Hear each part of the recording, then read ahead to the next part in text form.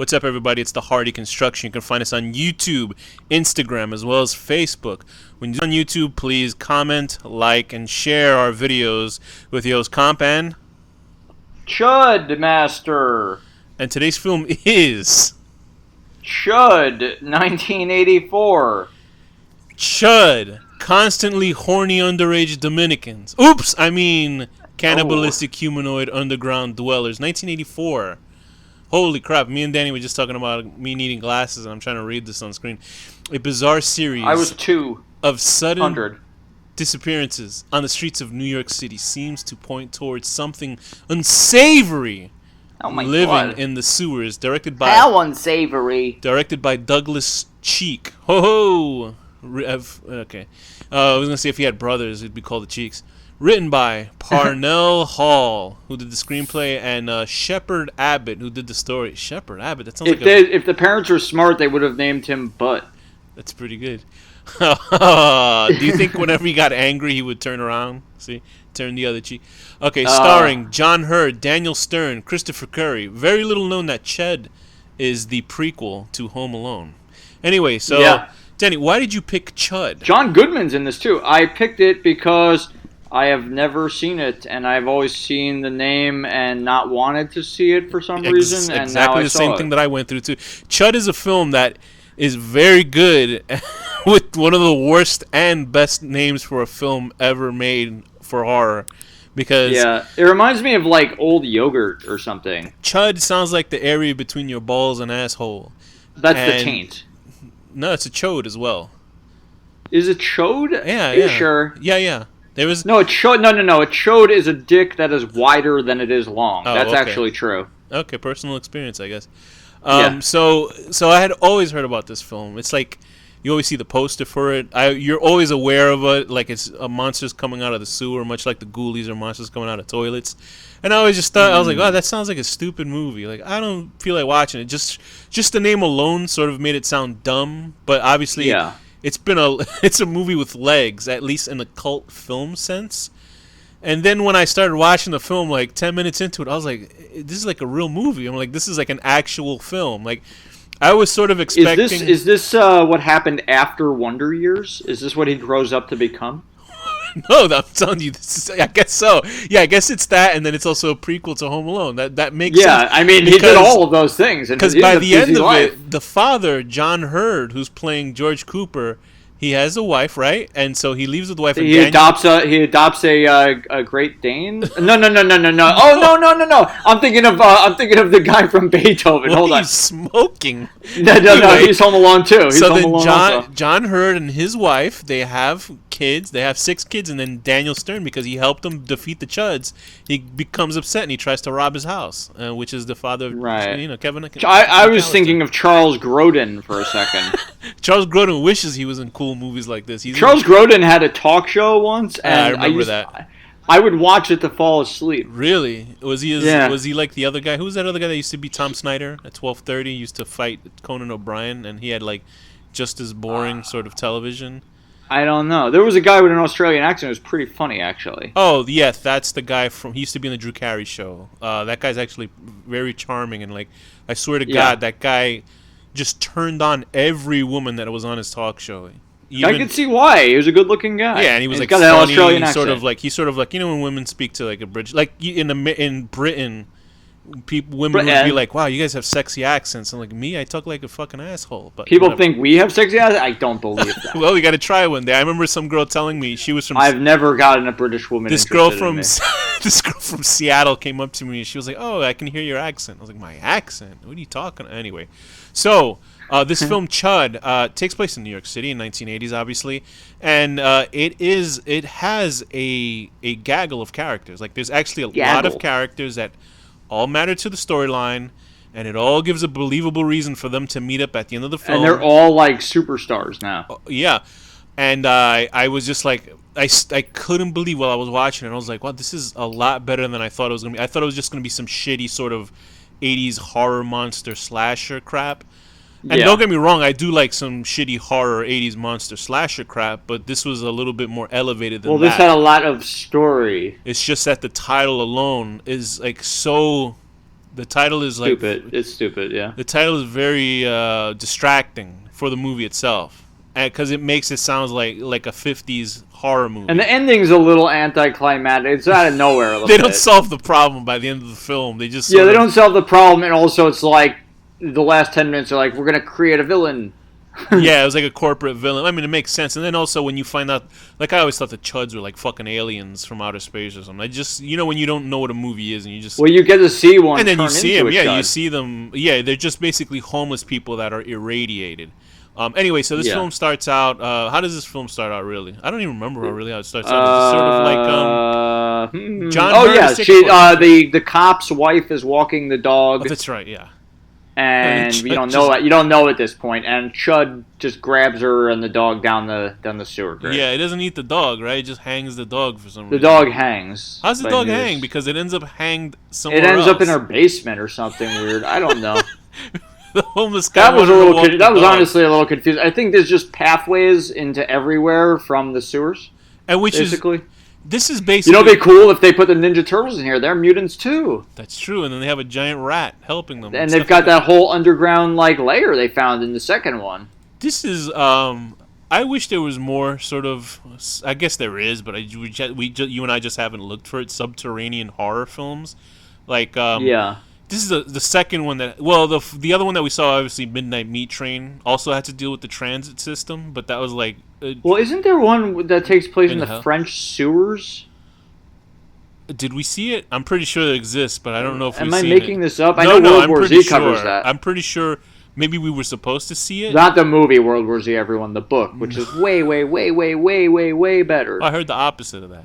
Anyway, but yeah, we saw obviously Midnight Meat Train, but that was more of like a Lovecraft sort of old world. I do like that one. That's a fun movie. So then seeing this and seeing that there was a lot of time, like I don't know how the sewer system works in this film. Obviously, I don't know how the fucking transit system worked over there. But I mean, it was really it's like three different things. It's a sewers and transit system here, right? Really, it was just underground. I don't think it was necessarily the sewer system. Ghostbusters 2 has a bit of an underground thing. Yeah, and God, that bothered me. I saw a little bit of it on TV the other day. And you don't like Ghostbusters 2? That's like I didn't really give a shit about it really because it had one of those things that bugged me. It's a very minimal thing that bugs me with films that deal with statues that are possessed by monsters or ghosts. Like the Statue of Liberty is walking. She's not built. The statue is not built articulated. It doesn't have joints. I know what you're saying. Right. So like if she moved her head, pieces of her fucking shoulder would fall off. It's very stupid. Believe me, it's the stupidest thing to be upset by. This is supernatural. I get it, but maybe the ectoplasm. Maybe the ectoplasm bent the joint and created joints. You don't know. I know, but is the ghost creating a 3D image to make it cares that somebody like me would notice that the joint would break and it's causing a 3D effect to cover that aspect? I mean, imagine if the statue just levitated without moving. That would be stupid. That was my problem with the Haunting, where there were cherub statues and they would move around like people, and I'm like, but that's a statue. Anyway, back to this film. The whole deal is there's homeless people being attacked, or just swaths of people disappearing in the late night walking around sewer manholes and stuff. The homeless people that are underneath, and there are people that live like that underneath the city. And to me, there's a whole thing called the mole people. If you remember right, yeah, that's been going on for the longest. And because obviously people say humans like to retreat into caves. So people try to live underneath train stations. I guess that's their natural state. I couldn't even. I would be frightened out of my mind to live. The amount of roaches and rats down there, I couldn't do it. But other than that, I would be fine. And there's like on YouTube, you can actually see where there's people that wear POV cameras and they actually go inside these subterraneans and they talk and interview them, and I'm like, there's probably like so many people down there. It's probably really cool. Crawling out of my skin inside of that area. As long as there weren't roaches and rats down there, if it was not any of that, I would live down there without any issue. So there are a couple of different characters in this film. George Cooper, who is a semi-lead character in the film, although he's sort of he's the father, obviously, from Home Alone, and he is with his wife. I believe who plays his wife? Is it Kim Greist? It is Kim Greist. Playing Lauren Daniels. She's a very pretty girl. You've seen her in a bunch of shit. She last worked in 2001. And I gotta say this, I was surprised at how like they have an actual very progressive conversation in this film dealing with abortion and babies. Oh yeah. And it was like it was like one of the most touching scenes I've ever seen in a film, like the most realistic conversation I've ever seen about two people. See, if that happened in Texas, she'd be executed. It was like I couldn't believe how realistic that conversation was and how progressive it was with people. And like this guy, they were, she was like, "Do you want to have this kid?" And he goes, "I'll have the kid if you want the kid. It's your choice." And I was like, "Is this a movie from 1980s?" Like, I was surprised that it's there. Nowadays that would be the whole fucking movie, and people would be like, yeah. Then they'd be on Twitter going, "You see, this is the right way to make this movie." And then CHUD would be in there for 3 seconds, and then somebody would post a picture of an abortion next to a CHUD. And CHUD would be the abortion doctor in that movie. Mm-hmm. He would just kill people. Anyway, so I thought that was pretty interesting. They have a nice dynamic relationship that felt realistic. There's some homeless people. There's like that homeless lady her brother. What the hell was her name? It was like Mrs. Moore or something like. Yeah, and she lives underground with her. Even though she's a Mrs., she lives with her brother. I thought that was her husband, but it was her brother apparently. And there's like this guy who reminded me of Bluto from Popeye, who like obviously the guy was a very bad actor. The crazy one? The guy with the steel pipe. No, that was that other guy. I'm talking about the guy with the steel pipe in his hand that was like ready to hit this dude over the head. He was like yeah. Like you could tell that guy's a bad actor. Like I think maybe he was just a stuntman and they gave him the role because even like trying to lift up the fucking pipe, he was bad acting. There was that crazy dude like you were talking, the one who was eating at the soup kitchen. That guy had cool lines. Like he had some real spooky lines. He did have cool lines. And falling off a ladder and breaking his neck, and that's how he died because of that Johnny Cage CIA spook who just closes the manhole cover on him or whatever the fuck he does. That guy just like vanishes. Daniel Stern as the preacher, who I guess... The Reverend. He's a Reverend. Okay, but they call him preacher in the film. I remember that specifically. They call him Reverend. All right, so he's in the film, and he's pretty cool. He's a good actor. He has the more... I guess he was sort of supposed to be comic relief, but he's more manic. He's kind of cool.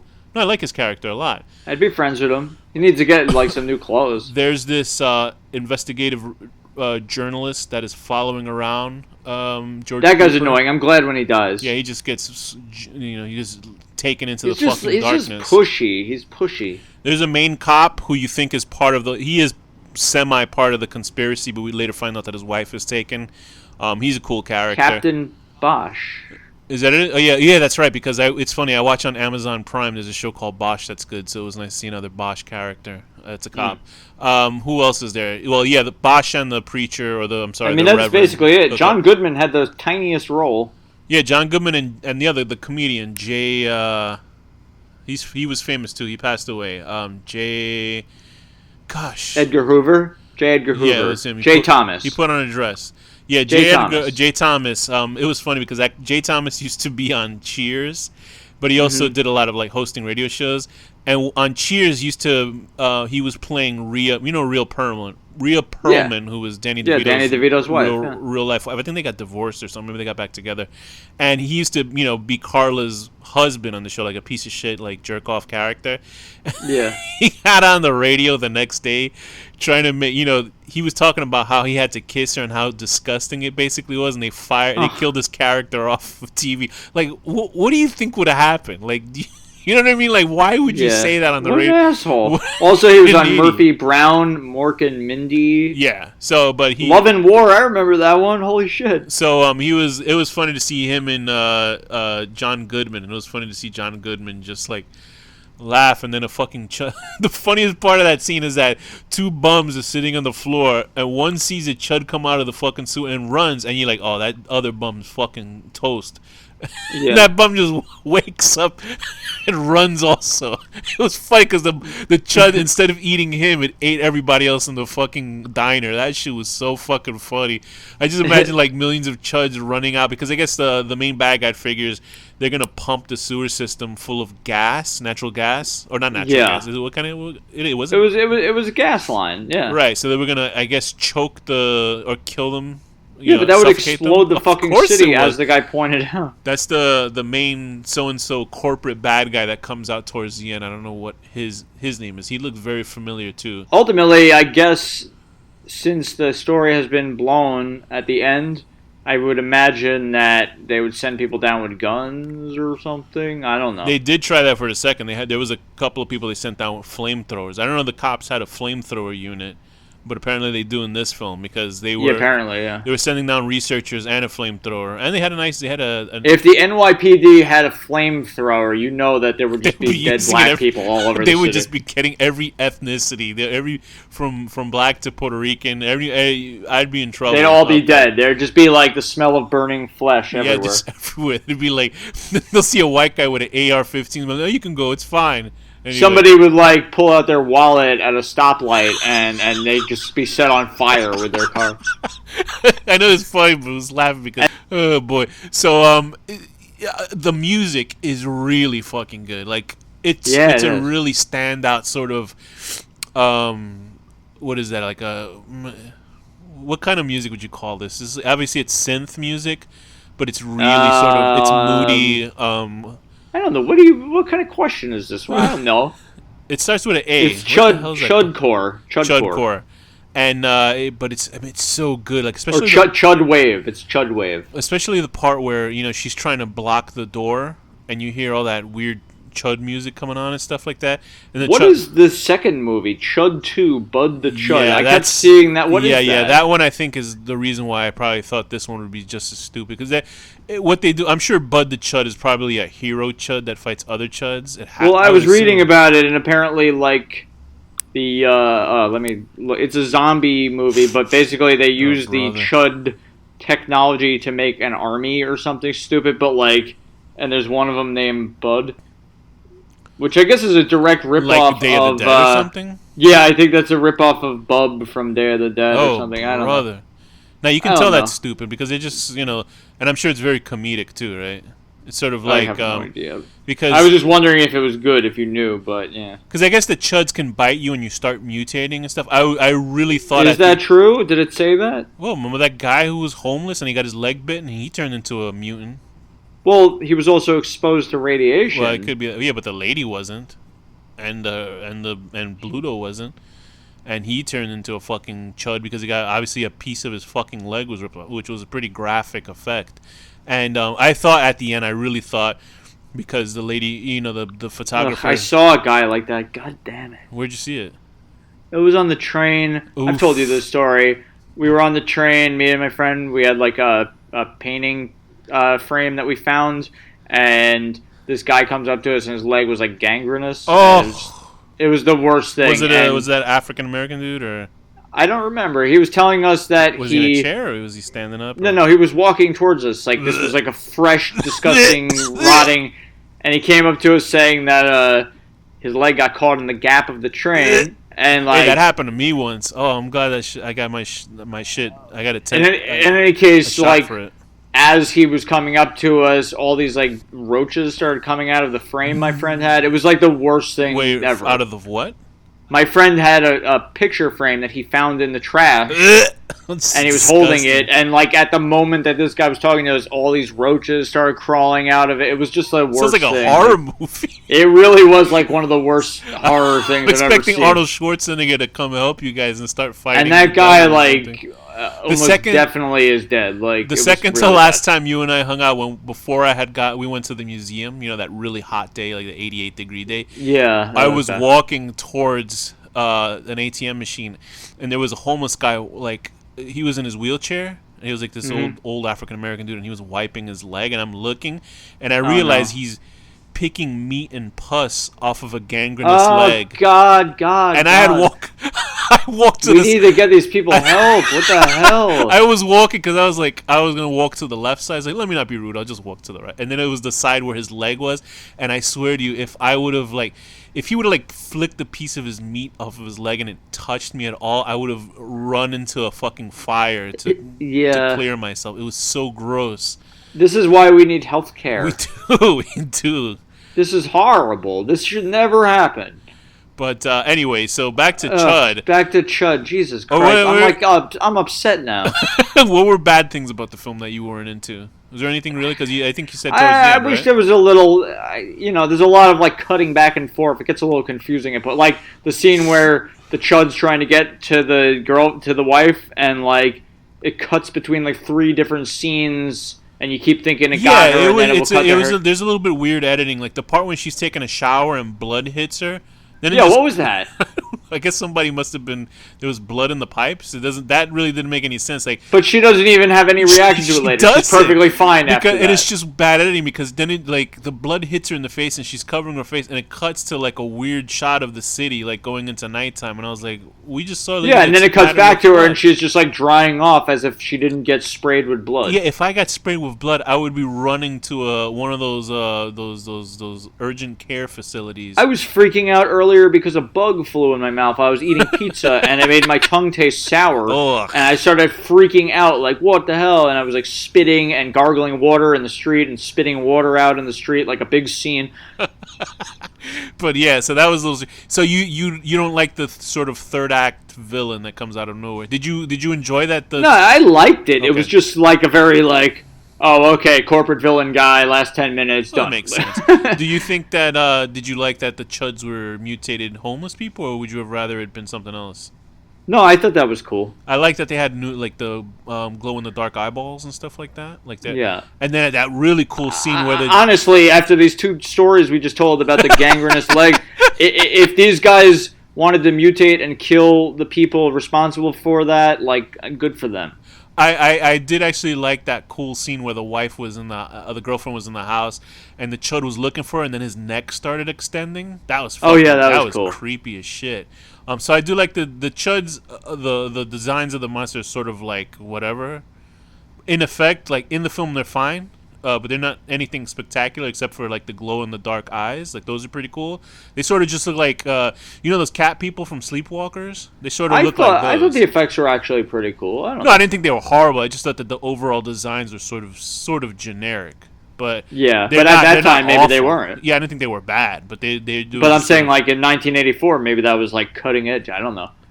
What time did RoboCop come out? Because remember how that guy looked, the melting guy? Like, that was fucked. But that was cool. But I guess you got to think about the budget of the films and stuff like that. Either way, I thought it was pretty good. I thought it was a pretty well fucking executed film, just like storytelling wise, and it really should be seen. 1987 RoboCop. Oh, okay, so it was before that. Anyway, but still, I think that like for what it is, like for a small sort of ensemble horror film, I thought it was pretty fucking good. Like the CHUDs, they're not a gigantic part of the film itself. Like you probably see a CHUD like 5 or 6 times throughout the whole movie. Yeah, they don't really start to actually make appearances until I thought at the halfway at least. I thought at the end like all the CHUDs would just start coming out of the sewer and attacking people. Like that would be like the normal. Like if they had a lot of money, I'm sure that's what they would have done.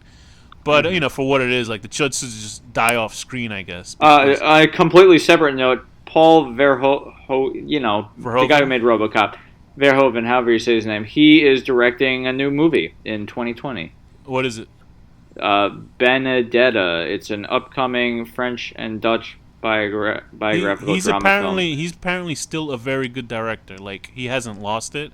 Even up to I think he made a movie called Black Book, which is about this woman who was I believe she was assaulted. That was in 2006. She was assaulted, and she was like she's killing Nazis, I think, or some shit like that. Like apparently it's still good, and it sucks because the guy who did Showgirls wasn't a good one.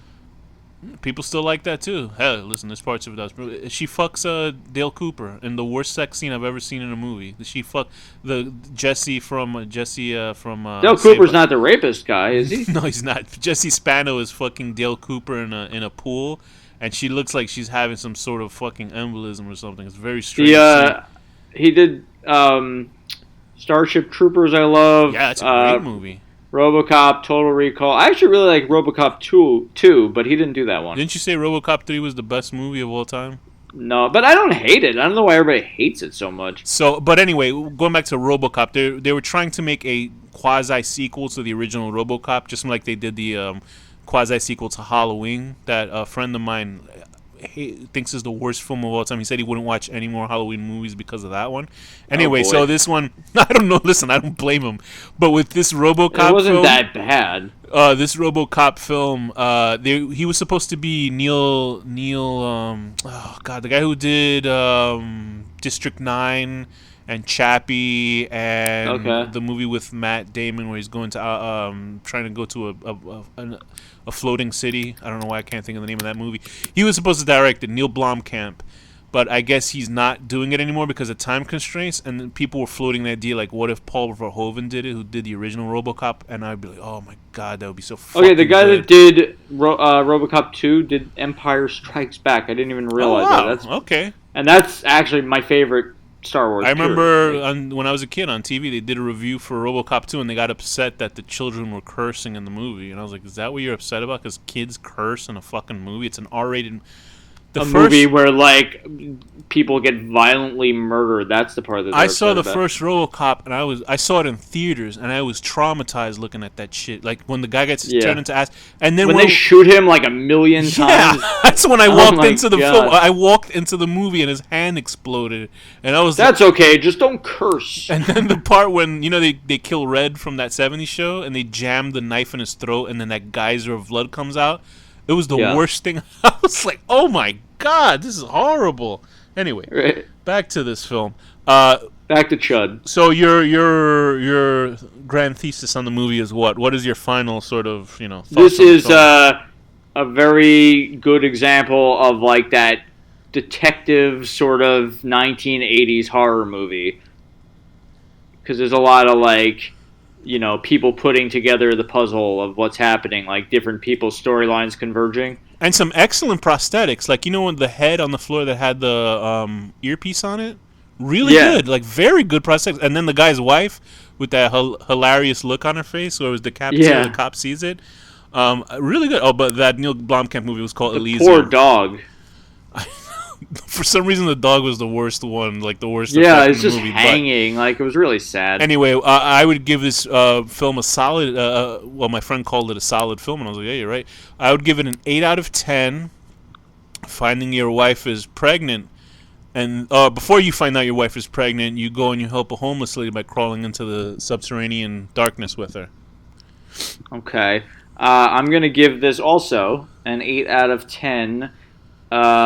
Getting blood splashed all over you is horrifying, and then, like, 2 minutes later, you're just drying off, like, no problem. That's how it was in the 80s, Yeah, in the 80s, you'd get blood all over you, and then you're totally fine a second later. And with that, Danny, what's the final word? Baba Booey!